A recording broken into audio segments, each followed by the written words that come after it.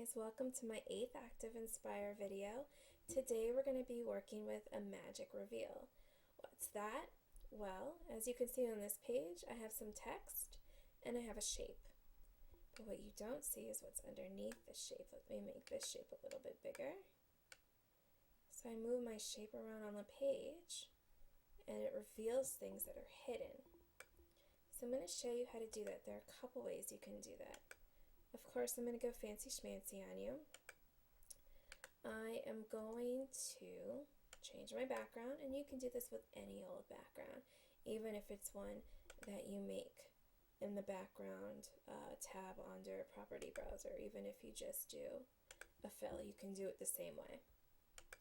But right now, I'm going to do my coral reef. And before I do anything else, I actually want to take a picture of it. So I'm going to go to Tools, Camera, Area Snapshot, and resize it to whichever shape you want. This one's actually perfect. I'm going to snapshot to the current page and just move this down for right now. Okay, it's out of my way. I'm going to go back to my browsers. All I did there was hit Control B. And I have a Sea Life resource pack on here. So I'm going to go ahead and open that up and see what kind of animals I can put on here. Marine animals. So I have a seahorse. Let's make him a little bit smaller. There we go. Put him right about here. I have a clownfish, my little Nemo fish. Maybe I'll make a school of Nemo fish here. That'll be fun. Make one more. There we go. 3 little Nemo fish. Let me resize these. So I'm throwing other tricks in there during my magic reveal. I grouped them together and I'm resizing them now. I'm moving around just because I'm a perfectionist like that. I'm sorry, guys. Okay, I have my 3 little fishies. What else can I find? Ooh, let's put the shark here. That'll be cool. And ooh, a sea turtle. Dude. Thumbs up if you know what that's from. I'm a little sea turtle. Let's do one more thing here. Oh, a shell. Can put a shell down here. We'll make it really tiny. Okay, so I have all my objects here. Oops, I have another one. Let's delete that. Okay.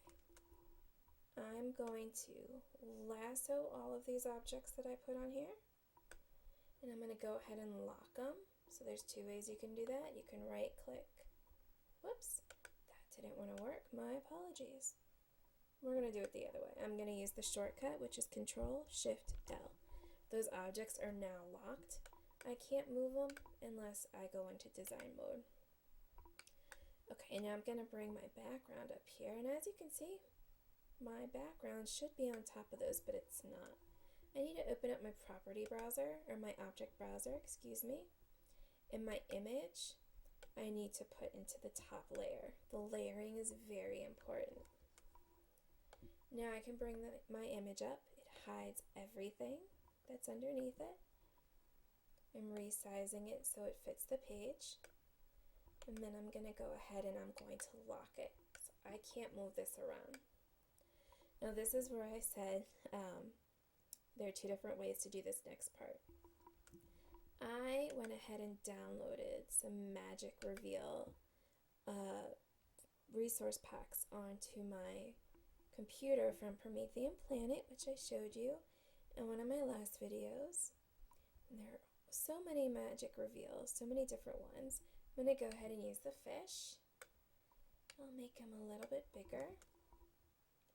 And then when you move your fish around, you can see the different things that you hid underneath of the top layer.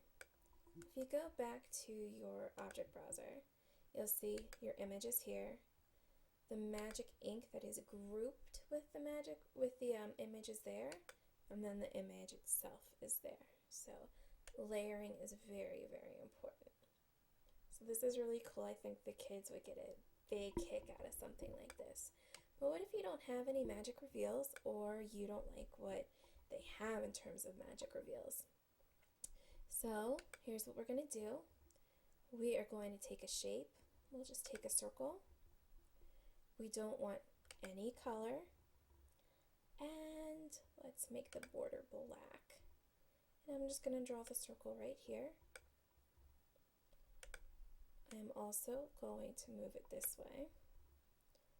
And then I'm going to go to Tools and Magic Ink. As you can see, my arrow just turned into a little shell. Looks to me like a shell, but it's a paintbrush with a little swirl around it. And I'm going to color on the inside, and we're going to hope that this works on here. I might have to do it on top of the background. So let's see. Looks like it worked. We're going to go ahead and group it. I'm not sure if it worked. We're going to try. So I select both images. I group it together. Let's see if this works. Works, it works, it works, it works. I'm very excited. As you can see, my border is not working because the shape is not on the top layer with it. So we're going to take the shape, put it on the top layer. Now let's try it. That works so much better. Alright, so that's another way you can do a magic reveal if you don't like the reveals they have and you want to make your own. So you just have to remember the layer is very important. You want the image that's on top of what it's covering to be at the bottom of the top layer.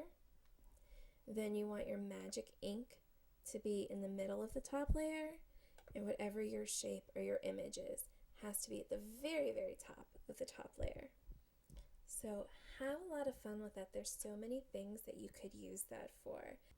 Enjoy and have a blast. See you later, guys.